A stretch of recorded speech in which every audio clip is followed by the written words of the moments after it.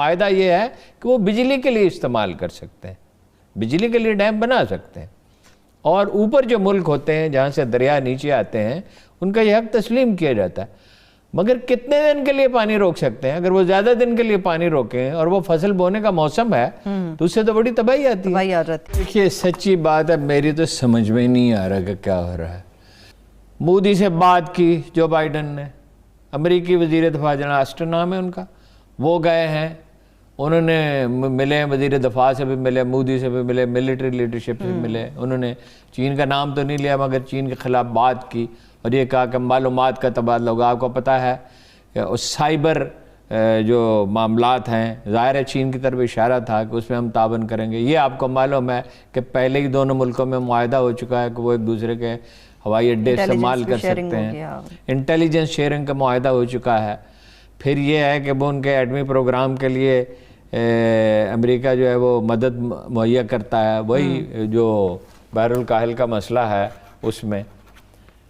تو پاکستان کو ملا کیا ہے، حاصل کیا ہوا؟ قوم کو اعتماد میں لے کے بتایا جائے کہ کیا حاصل ہوا ہے، پاکستان کو ملے گا کیا؟ یہ پانی پہ جو مذاکرات ہو رہے ہیں یہ تو نتیجہ آئے گا تو ہم دیکھیں گے وہ لداخ میں جگہ جگہ پہ ڈیم بنا رہے ہیں، جو اصل میں ایوب خان نے معاہدہ کیا تھا تو وہ بہت کیئرفلی نہیں کیا گیا تھا۔ 3 مغربی دریا یعنی بیاس، راوی اور ستلج یہ تو ان کے حوالے کر دیے گئے، اور جو مشرقی دریا سندھ، چناب اور جہلم وہ پاکستان کے حصے میں، مگر اس میں کہا گیا کہ اس میں انڈیا کا کچھ حصہ ہوگا۔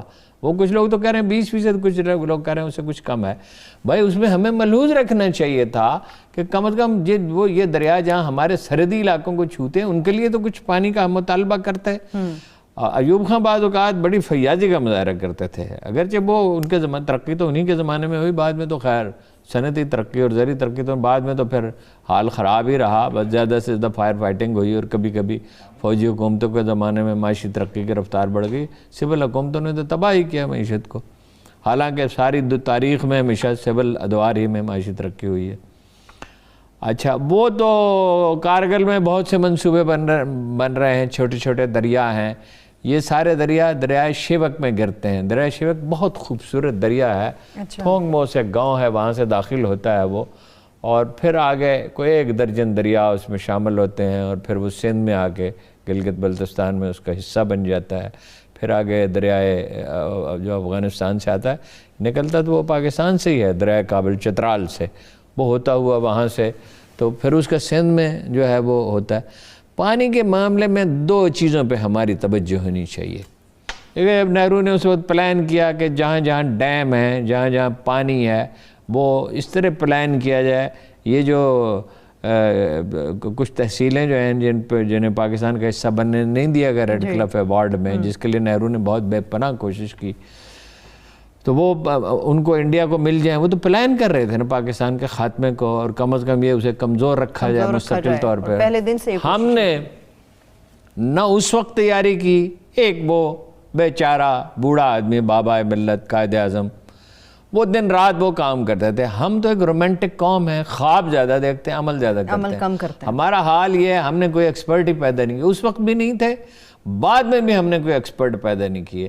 جب ہم اعتراضات کرتے ہیں تو ہم اس پہ کوئی ریاضت نہیں کرتے اور دنیا ہماری بات نہیں مانتی ہے۔ بھلے ایک وقت تو ایسا آیا، وہ کشن گنگا جی سے یہاں دریائے نیلم کہا جاتا ہے، کہ اس پہ وہ جو ڈیم بنا رہے تھے اس پہ ہمیں اپنی نمائندگی کے لیے سوئٹزرلینڈ سے ایک ایکسپرٹ کو امپورٹ کرنا پڑا، اسے فیس دینی پڑی۔ بھائی آپ یہ پانی کے مسائل کوئی ایسے مسائل ہیں جسے آپ سمجھ نہیں سکتے، یہ کوئی کالا جادو ہے، یہ کوئی عجیب و غریب چیز ہے۔ ایک پہلو تو یہ ہے کہ انڈیا کے ساتھ مذاکرات میں ہمیں ہمہ وقت ایکسپرٹس کی ایک ٹیم بنانی چاہیے، اسے تیاری کرنی چاہیے، اس پہ دباؤ رکھنا چاہیے۔ معاہدہ یہ ہے کہ وہ بجلی کے لیے استعمال کر سکتے ہیں، بجلی کے لیے ڈیم بنا سکتے ہیں، اور اوپر جو ملک ہوتے ہیں جہاں سے دریا نیچے آتے ہیں ان کا یہ حق تسلیم کیا جاتا ہے۔ مگر کتنے دن کے لیے پانی روک سکتے ہیں؟ اگر وہ زیادہ دن کے لیے پانی روکیں اور وہ فصل بونے کا موسم ہے تو اس سے تو بڑی تباہی آتی ہے۔ دوسرا پہلو یہ ہے پانی کا کہ ہم اس فیاضی سے پانی استعمال کرتے ہیں۔ آپ دیکھیں جب آدمی وضو کر رہا ہوتا ہے 2 بالٹیاں پانی کی ضائع کر دیتا ہے، پانی چلتا رہتا ہے۔ بھائی وہ آپ وہ ٹوٹیاں کیوں نہیں لگاتے جس میں آپ ہاتھ آگے کریں تو 100-200 روپے کی 300 روپے کی ٹوٹی ہوگی، مگر پانی کتنا بچے گا؟ ہزاروں روپے کا پانی بچے گا. اپنے گھر میں گاڑی دھوتے ہیں ہارون صاحب، پانی قیمتی ہے. ہاں جی، یعنی رسول اللہ نے فرمایا کہ دریا اگر بہ رہا ہو، یہ الفاظ نہیں ہے، مفہوم ہے، تب بھی پانی کفایت سے استعمال کرو. یعنی پانی کی اللہ کے رسول کو تو معلوم تھا نا کہ انسانوں پہ کیا بیتنے والی پانی کی عادت. اللہ نے تو فراوانی سے پانی پیدا کیا، مگر ہم اس کو استعمال کس طرح کرتے ہیں؟ زمینیں ہموار نہیں کرتے اور پانی ضائع ہو جاتا ہے.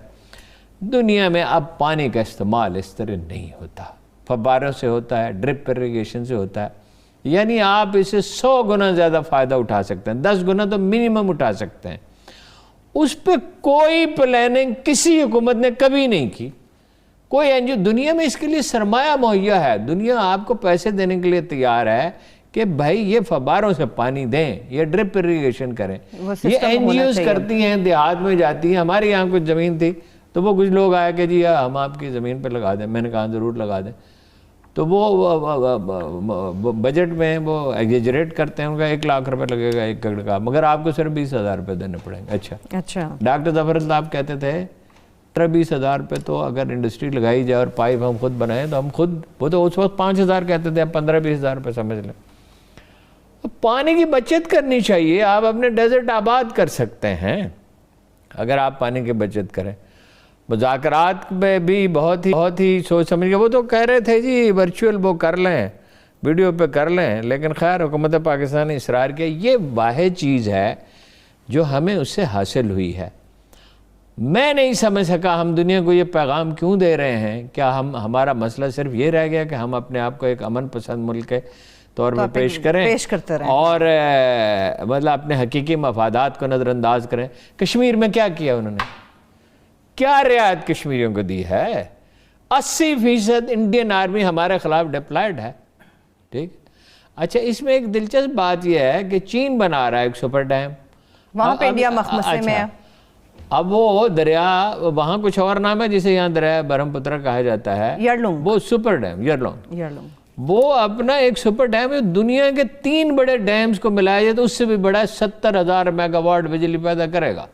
اچھا، انڈین میڈیا اس کے بارے میں بڑی دلچسپ بات کر رہا ہے کہ وہ تو بڑے خطرناک جگہ پہ بن رہا ہے، اسے تو چین کو خطرہ ہوگا. بھائی چینی اتنا ہی نہ سمجھ ہیں، وہ ایسی جگہ ڈیم بنائیں گے جس سے خطرہ ہوگا. پھر انڈیا کی طرف وہ کہتے ہیں پانی کا مسئلہ. اچھا، اب جو ہے امریکی وزیر دفاع وہاں گیا ہے، مودی سے ملا، وزیر دفاع اجیت دیول سے ملا. اجیت دیول کون ہے؟ اس کے بارے میں پاکستانیوں کو کچھ بتانے کی ضرورت نہیں ہے. انڈین ملٹری لیڈرشپ ملا. یہاں تو ان کا کوئی آدمی نہیں آیا. کیا امریکہ ہمیں اس کے بدلے میں آفر کر رہا ہے؟ چین کو اس علاقے کا تھانے دار بنانا چاہتا ہے، جو میں آپ سے بار بار کہہ چکا ہوں کہ نہیں بن سکتا. دیکھیے چینی پریس میں ایک بڑے دلچسپ کچھ تبصرے آئے ہیں. بھارت کو انہوں نے کہا کوشش کر رہا نا کہ جاپان کی طرح بھارت، یہ چینی پریس کہہ رہا ہے، دس از ویری انٹرسٹنگ، اس پہ ذرا غور کیجیے گا. جاپان کی طرح بھارت امریکہ کا دم چھلا نہیں بنے گا. جب چین میں گئے امریکی وزیر دفاع تو چین کا، جاپان میں گئے تو چین کا نام لیا گیا، یہاں چین کا نام نہیں لیا گیا. اس کی وجہ کیا ہے؟ بڑی دلچسپ ہے. قدرت کے کھیل بڑے نرالے ہیں. بے شک بھارت کو چینی سرمایہ چاہیے، برطانیہ کو بھی چاہیے. ٹھیک ہے. اچھا، ہماری ایک مہوم امید یہ وابستہ، امید تو ہے، مہوم تو نہیں کہنا چاہیے، کہ اگر یہ پانی پہ انڈیا ہمیں بلیک میل کرنے کی کوشش کرے گا تو ادھر سے پانی تو زیادہ تر وہاں سے آتا ہے. یہ دریائے سندھ بھی چین سے نکلتا ہے، تبت سے، اور دریا بھی جو انڈیا کو سیراب کرتے ہیں ان میں سے بیشتر چین سے نکلتے ہیں. چین کے پاس تازہ پانی غالباً سب سے زیادہ ہے، تو ادھر سے بھی پریشر آ سکتا ہے. مگر ہمیں خود بھی تو کوئی ہاتھ پاؤں مارنے چاہیے، ہماری بھی تو کوئی آپ بھی پالیسی ہونی چاہیے. آخری 2 منٹس ماسکو مذاکرات سے متعلق میں نے ہارون صاحب بات کرنے. امریکہ اب کیا کرے گا؟ دیکھیں جی، ماسکو مذاکرات تو ناکام ہو گئے، اس لیے کہ انہوں نے تو اپنا کہہ دیا کہ بھئی آپ اسلامی جمہوریہ، اس کو اسلامی جمہوریہ تو بنا سکتے ہیں، اسلامی امارات ہیں. طالبان نے کوئی وعدہ نہیں کیا حملہ کرنے کا، حملے کم کرنے کا. اچھا، جنرل دوستم نے جو فوجی وردی پہن کے آیا، ملا فاضل کا نام تھا، ان کے کندھے پہ ہاتھ رکھا، کہا ملا تمہارا کیا حال ہے؟ اس نے کہا میں ایک قاتل سے بات نہیں کرنا چاہتا. ٹھیک ہے. اور روسی نے بھی ان سے کہا آپ کو وردی پہن کے نہیں آنی چاہیے. حکمت یار اور کرزئی بھی شریک ہوئے، پہلی دفعہ یہ ہے. یہ مذاکرات تو کامیاب نہیں ہوئے. اس میں صرف یہ واضح ہوا کہ روس کا ایک بڑا کردار ہے, امریکیوں کو وہاں جانا پڑا. ترکی میں مذاکرات ہوں گے ترکی میں, کیونکہ جو ہے نا اپنا اردوان بھی اپنا ایک رول چاہتے ہیں. ٹھیک ہے. افغان مسئلے کا حل ایک ہی ہے, ایران, پاکستان, امریکہ یہ مل بیٹھے, چین بھی اور روس بھی, اور لویا جرگہ کے ذریعے ہی وہ نظام ہوگا, ورنہ طالبان چڑھ دوڑیں گے. انڈیا, امریکہ نہیں رک سکتا. چلیے اس پہ بات کریں گے. Thank you so much.